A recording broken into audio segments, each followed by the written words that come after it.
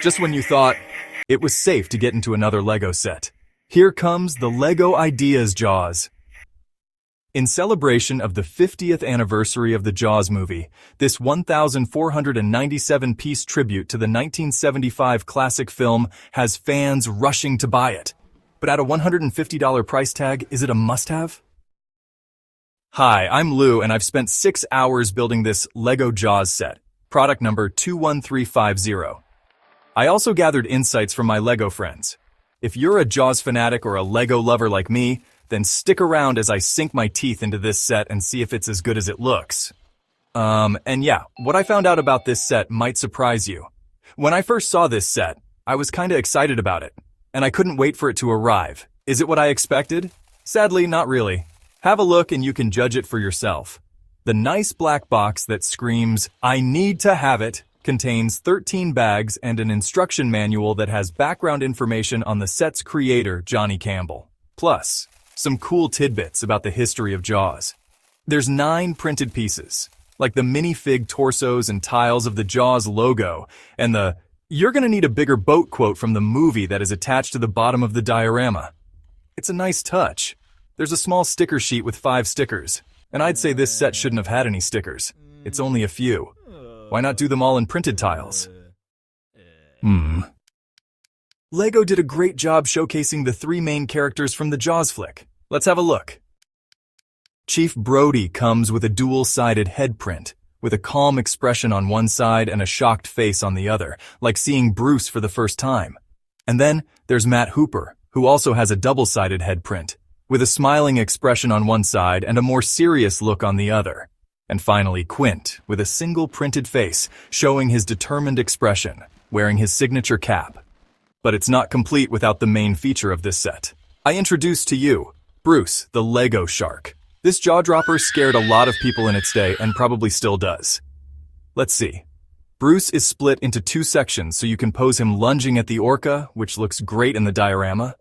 But what do you do with the leftover half when he's on display? Toss it in the box and fish it out later when you want to switch back. It feels like Lego didn't fully think that through. And here's another thing. Bruce's jaw movement is very limited. You'd expect a shark this size to have a more flexible bite, but Lego kept it fairly rigid. A better hinge system would have made Bruce feel more dynamic.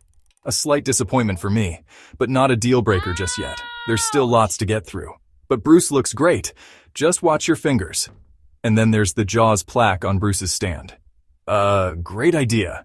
Except when you put the minifigures in front of it. Then, well, you can barely see it at all. What's the point of having it there? What the That's heck's another going awesome on feature here? Lego nailed. Yup. So far so good, right? Let's jump into the boat. Shark! This jaw-dropping vessel from the film, named Orca. Lego didn't really capture worn-down, battle-scarred boat from Jaws. Colors are off, the scale size is off, especially with the tiny cabin. But that's just my observation. There's a small ship's bell at the top, and even a set of cute shark jaws mounted on the fly bridge. Now, one cool feature of the cabin is that it has a removable roof, and there's plenty of nice little details. A map, compass, clock, and even a printed Amity Gazette newspaper tile. But wow, there's not a whole lot you can do in there. It's tight. There are no opening doors or compartments.